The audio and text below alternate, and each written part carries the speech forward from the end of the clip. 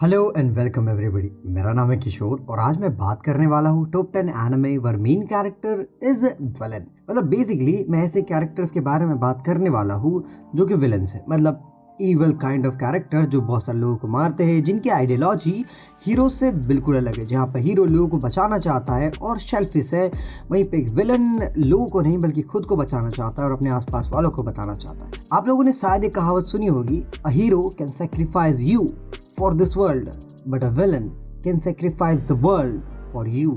I know थोड़ा सा इधर उधर हो गया बट काइंड ऑफ सिमिलर ही है। बेसिकली हम ऐसे ही कुछ कैरेक्टर्स के बारे में बात करने वाले हैं। अब हर विलन की आइडियोलॉजी सेम नहीं होती है, हमको अलग अलग टाइप के विलन इस एनिमे की लिस्ट में देखने मिलेंगे। और मैं पहले ही बता दूं कि मैंने कुछ ऑलरेडी जो कि आप शायद देख चुके हो, जैसे कि डेथ नोट या फिर जो भी बड़े एनिमेज है जो ऑलरेडी शायद आपको पता हो, वो मैंने हटा दिया है और कुछ ऐसे एनिमेज को रखा है जो कि काइंड ऑफ अंडररेटेड है और आप लोगों को देखना चाहिए। So without wasting any time let's get started. Number 10। Code Geass के बारे में मैं कई बार बात कर चुका हूँ। इस एनिमे की स्टोरी ज़्यादा कॉम्प्लिकेटेड नहीं है, लेकिन इतना बता दूँ इस एनिमे के अंदर जो होता है वो काइंड ऑफ कॉम्प्लिकेटेड है। लाइक लिटरली इस एनिमे के अंदर आपको बहुत सारे ट्विस्ट एंड टर्न्स देखने के लिए मिलेंगे। बहुत सारी ऐसी चीज़ें समझ में आएगी जो कि literally out of the box लगती है। फॉर एग्जाम्पल मेन कैरेक्टर की खुद की पावर एक literally out of the box thing है जो कि बहुत ही अलग है दूसरे एनिमेज के कैरेक्टर से। जहाँ पे ये स्टोरी रेवोल्यूशन के ऊपर बेस्ड है, यानी कि कोई और बंदा है जो कि सिंपली इस वर्ल्ड को डोमिनेट करना चाहता है, बट हमारा मेन कैरेक्टर इस चीज़ को नहीं चाहता है और एक तरीके से अपना एक रेवोल्यूशन स्टार्ट करता है। वो एक मास्क पहनता है और अपने आप को जीरो बोलता है और इस तरीके से one of the epic story start होती है। अब इस कैरेक्टर का विलन बनना ये इसकी मेंटालिटी पे है कि किस तरीके से विलन बनता है, ये तो आपको देखना पड़ेगा। लेकिन इतना बताता हूँ, इसकी ग्रोइंग अप की जो स्टोरी है वो ज़्यादा अच्छी है as compare to the centre part. और लिटरली सीजन 3 में इसने बहुत एपिक काम करे यार, सच में मज़ा आ गया था। और जब वर्ल्ड का ट्रूथ रियल में रिवील होता है तो सच में बहुत सारे प्लॉट के ट्विस्ट निकलते। इवन सीजन 1 का क्लिफ हैंगर इतना एपिक था कि मैं सीजन 2 के लिए वेट भी नहीं कर पा रहा था और मैंने इस एनिमे को लगभग 2 दिन के अंदर सच में पूरी रात जाग के फिनिश करा था। Number 9, Dororo. अब इस एनिमे की स्टोरी के अंदर एक्चुअली में होता क्या है कि हमारे पास एक किंग है, समझ लो कि वो किसी एक लैंड का राजा है, वहाँ पे काइंड ऑफ राज करता है। वो एक समुराई है। अब क्या होता है, उसकी लैंड धीरे धीरे करके मर रही है, फसलें अब नहीं उग पा रही किसी वजह से, वो खुद भी नहीं जानता। लेकिन फिर वो इस बात को लेकर के डीमन से रिक्वेस्ट मांगता है। अब डीमंस उसकी विश को ग्रांट तो कर देते हैं, लेकिन उसके बदले में एक प्राइस होती है। जब उसका पहला बच्चा जन्म लेता है इस वर्ल्ड में, तब ना तो उस बच्चे के पास आँख होती है, ना कान, ना मुंह, ना स्किन, और यहाँ तक कि हाथ पैर भी नहीं होते हैं। अब वो बच्चा फिर भी जिंदा रहता है और फेट कहूँ या फिर डेस्टिनी, वो बच्चे को एक ऐसा व्यक्ति मिलता है जो कि उसको नए आर्म, नई स्किन और नई चीज़ें देता है। ये सब आर्टिफिशियल रहते हैं और उसके असली नहीं रहते हैं। वो कुछ सेंस नहीं कर सकता, देख नहीं सकता, फील नहीं कर सकता, बट स्टिल वो जैसे जैसे करके धीरे धीरे उन 12 डीमंस को मारते रहता है, उसकी एक एक सेंसेस उसके पास में वापस आ जाते हैं। और लिटरली एक काफ़ी एपिक एनिमे है देखने के लिए। माँ कसम, इस एनिमे में सच में मुझे मज़ा आ गया था। तो अगर आपके पास टाइम हो एक बहुत ही इंटेंस और साथ साथ में थोड़ा सा गोर टाइप का एनिमे देखने की, so do check out this anime. Number 8, great pretender. अब ये एनिमे की स्टोरी थोड़ी सी चोर और ठीफ टाइप के चीज़ों पे बेस्ड है। अब इस एनिमे के अंदर होता क्या है कि दरअसल यहाँ पे कुछ ग्रुप है, मतलब कुछ नहीं, एक ग्रुप है जिसके अंदर बहुत सारे लोग हैं जो कि अलग अलग जगह से आते हैं, उनके पास अलग अलग अपने अपने स्किल्स हैं, लेकिन ये सब के सब कॉन आर्टिस्ट है। अब कॉन आर्टिस्ट मैं बोलूँ तो क्या, ये लोगों को चूतिया बनाने का काम करते हैं। लाइक लिटरली किसी अमीर व्यक्ति को पकड़ते हैं और उसका सारा का सारा पैसा चूस जाते हैं। और यहीं पे ये स्टोरी उसकी एपिक पे होती है। दरअसल स्टोरी में कई सारे कैरेक्टर्स के बारे में बताते हैं कि कैसे वो इस कॉन को करते हैं और कैसे उन चीज़ों को और इस स्किल्स को सीखते हैं। और ये भी एक इंटरेस्टिंग टॉपिक है और इनके साथ बताया गया है कि कैसे ये कैरेक्टर्स की खुद की जो स्टोरी है वो कितनी एपिक है। सो अगर आपके पास टाइम हो और लिटरली कम से कम ऐसा समझ लो कि किसी मूवीज़ की जैसी कोई सीरीज़ देखना चाहते हो, वो भी एनिमे के अंदर, सो यार do check out this anime. I know थोड़ा सा अजीब तरीके से बोला मैंने, बट इतना समझ लो कि ये सीरीज़ काफ़ी अच्छी है। सो अगर टाइम हो तो check out this anime. Number 7, talentless Nana. अब देखो, ये एनिमे को जब मैंने फर्स्ट टाइम देखा था तब एक चीज़, मतलब ये समझ लो मेरे साथ प्लॉट ट्विस्ट हो गया था, क्योंकि मैंने कभी इसको ढंग से देखा नहीं। मैंने बस इसका डिस्क्रिप्शन पढ़ा, मुझे लगा नॉर्मल सीरीज़ होगी, टैलेंट फैंटेसी वगैरह पे, एक बॉय कैरेक्टर होगा। और मैंने स्टार्ट करा सीरीज़, मेरे को एक वाइट कलर का हेयर वाला बंदा दिखा, मेरे को लगा यही मेन कैरेक्टर है, तो मेरा फोकस उसी के ऊपर था और वो लड़की के ऊपर नहीं था। पर मुझे बाद में पता चला कि वो मेन कैरेक्टर नहीं है। जबकि वो लड़की मेन कैरेक्टर है। और पता है सबसे शॉकिंग बात क्या थी, क्योंकि जो मेरे को प्लॉट ट्विस्ट यहाँ पर देखने के लिए मिला, आई लिटरली डिडंट इमेजिन। जो डिस्क्रिप्शन में इन्होंने लिखा है ना, वो भी एक तरीके से सच नहीं है, मतलब काइंड ऑफ सच है, काइंड ऑफ नहीं है। सो अगर तुमको ये जानना है कि ऐसा क्या प्लॉट ट्विस्ट किशोर बात कर रहा है, so do check out this anime, जिसके प्लॉट ट्विस्ट ने सच में मेरा भेजा उड़ा दिया था। मतलब यार मैंने उसके बाद इस एनिमे को ही छोड़ दिया था, मैंने नहीं देखना अब इसको। लेकिन फिर कुछ टाइम बाद मैंने रिविजिट करा, चेकआउट करा, और लिटरली मुझे बहुत अच्छा लगा है एनिमे। मतलब एक गर्ल के पर्सपेक्टिव से है ये एनिमे, और आपको देखने मिलेगा कि कैसे एक टैलेंटलेस गर्ल कुछ टैलेंटेड लोगों को मार देती है आई थिंक, और या इसी टाइप का कुछ स्पॉयलर्स नहीं दूंगा, बट बहुत तगड़ा एनिमे है। Number 6, blast of the Tempest. अब देखो ये एनिमे बहुत कंफ्यूजिंग है। सो होता क्या है, हमारा जो मेन कैरेक्टर है वो एक रिलेशनशिप में होता है उसके बेस्ट फ्रेंड की सिस्टर के साथ में, जो कि काइंड ऑफ खुद में बहुत ही शिटी बात है। बट सुनो अभी और सुनो, अब इन दोनों के बीच में भैया एक गॉडेस कहीं से टपक जाती है। आई नो फैंटेसी वाला हो गया, बट स्टिल सुनो। अब यहाँ पर इन दोनों के बीच में पावर ट्रफ चल रहा है कि कौन किसको पकड़ेगा और क्या होने वाला है। एंड दडन इधर पे और भी सारी चीजें चल रही है, जैसे कि एक दूसरे के पीछे स्कीम्स कर रहे हैं लोग, बिट्रेयल चल रहा है भैया, और भाई गोर वाले सीन है, खून निकल रहा है, लोग एक दूसरे को मार रहे हैं, मतलब यही लोग। और यार सच में काइंड ऑफ कंफ्यूजिंग है, बट इसकी स्टोरी बहुत ज़्यादा अच्छी है। सो अगर आपके पास टाइम हो और ऐसा एनिमे देखना हो जो कि काइंड ऑफ माइंड ब्लो कर दे आपका प्लॉट ट्विस्ट के साथ में, और थोड़ा सा आपको ओल्ड एनिमेशन टाइप भी देखना हो, तो do check out this anime, काफ़ी अच्छा एनिमे है ये।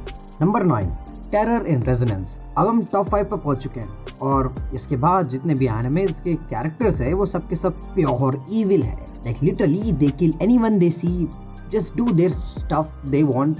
सो टेरर रेजिडेंस के अंदर 2 कैरेक्टर्स के बारे में बात होती है। ये दोनों के दोनों टीनेजर्स है, और तुम इनको टेररिस्ट समझ सकते हो। दरअसल होता क्या है कि ये दोनों ओपनली पुलिस को चैलेंज करते हैं कि हमने 10 जगह या इतने जगह बॉम्ब छुपा है, जाओ ढूंढो। और भैया ऐसे नहीं बताते हैं, ये बताते हैं कोड्स में, जो कि पुलिस ढूंढते ढूंढते थक जाती है, लेकिन कभी ढंग से ढूंढ नहीं पाती है। अब ये दोनों ऐसा क्यों कर रहे हैं? दरअसल इनकी खुद की भी बैक स्टोरी है, अपने पास्ट को छुपाने की कोशिश करते हैं पूरे टाइम।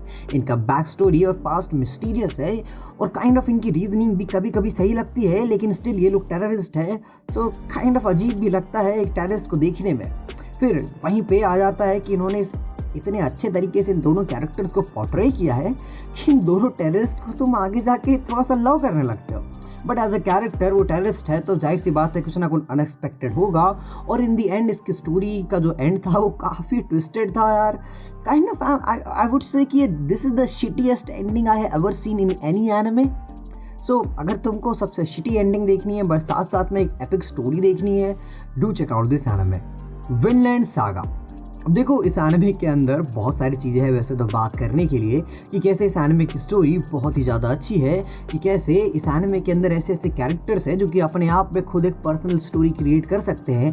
पर वहीं पे हमारे मेन कैरेक्टर की स्टोरी ज़्यादा अच्छी है। दरअसल होता क्या है, हमारे मेन कैरेक्टर के फादर को कोई मार देता है, उसके मर्डर को ढूंढने के लिए उसका बेटा निकल पड़ता है से उसके मर्डर को मारने के लिए।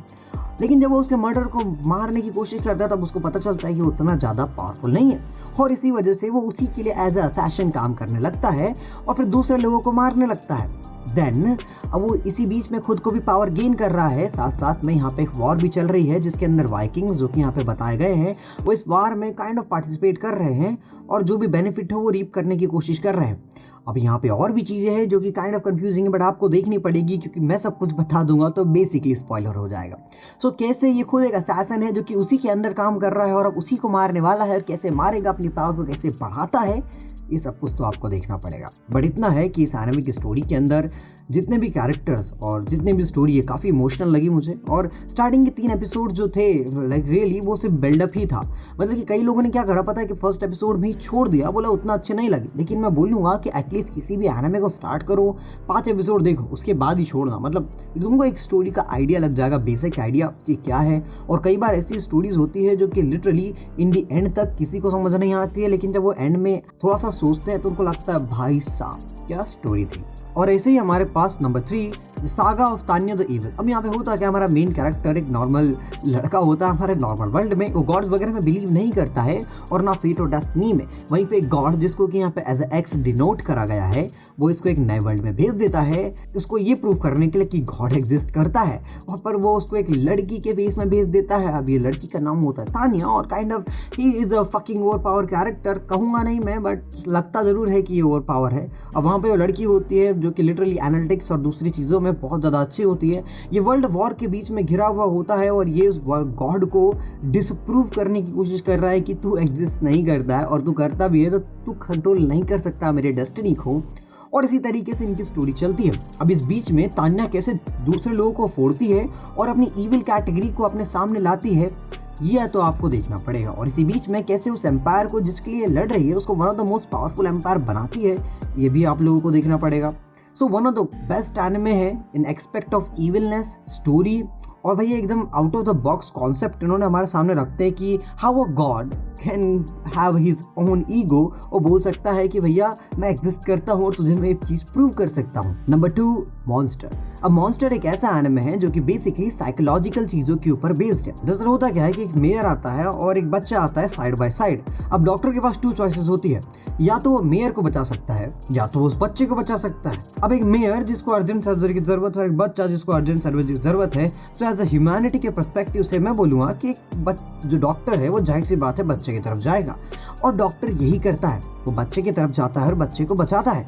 लेकिन क्योंकि मेयर इस बात से दुखी होता है सुडाई से या फिर मर जाता है, ये चीज़ मैं रिवील नहीं करूँगा बाय द वे, बट उसके बाद से उसकी लाइफ पूरी तरीके से चेंज हो जाती है। वो अपनी जो जॉब वो नया उसको प्रमोशन हुआ था उस जॉब से उसको निकाल दिया जाता है, लोगों के सामने उसकी रिस्पेक्ट गिर जाती है, लोग उसको डिस्क्रिमिनेट करने लगते हैं। उसका फियांसे जो कि उससे प्यार करती थी वो उसको छोड़ देती है, और फिर जो डॉक्टर होता है वो सोचता है कि क्या हर चीज़ ईविल हो सकती है, और उसको ईविल और गुड के बीच में कोई डिफरेंस नज़र नहीं आता है। और इस तरीके से एक बहुत ही एपिक साइकोलॉजिकल स्टोरी शुरू होती है जो कि लिटरली काफ़ी ओपी है।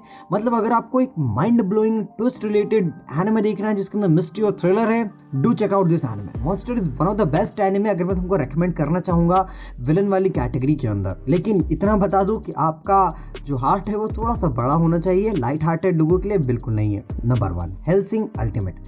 अब ये एनिमे के अंदर एक वैम्पायर के बारे में बात करी गई है। अब तूने वैम्पायर तो कई सारी सीरीज और मूवीज में देखे ही होंगे, पर ये एनिमे का जो कैरेक्टर है, जो वैम्पायर है, वो इन सब से कहीं गुना ज्यादा पावरफुल है। होता क्या है कि ये एक वैम्पायर है और एक ऑर्गेनाइजेशन जिसका नाम है हेल्सिंग ऑर्गेनाइजेशन उसके लिए काम करता है एज अ असैसिन। ये ऑर्गेनाइजेशन सुपरनैचुरल चीजों के ऊपर डील करती है और उनको एक तरीके से एक्सटर्मिनेट करती है।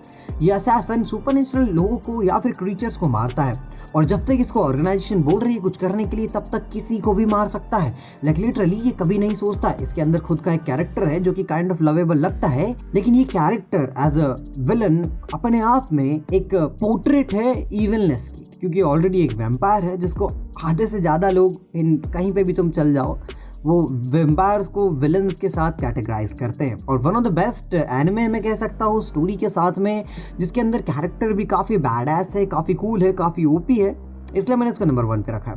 मैंने कई सारे एनिमेज को नहीं चुना है बिकॉज ऑलरेडी या तो तुम एनिमेज को देख चुके हो या तो उनका ऑलरेडी नाम या फिर स्टोरी जानते हो। सो अगर तुम जानते हो तो कोई दिक्कत नहीं, नीचे जरूर बता देना वो कौन कौन से एनिमेज थे। बट स्टिल अगर तुम्हारे पास कोई ऐसे एनिमे हो जो कि तुम सोच सकते हो कि शायद किशोर को भी ना पता हो, तो please recommend me in the comment section. मैं इनको खुद देखूंगा और फिर अगर अच्छे लगे तो मैं जरूर रेकमेंड करूंगा आगे आने वाली वीडियोज़ में। सो मैं मिलता हूँ किसी नए वीडियो में किसी नए टॉपिक के साथ, तब तक के लिए बाय बाय।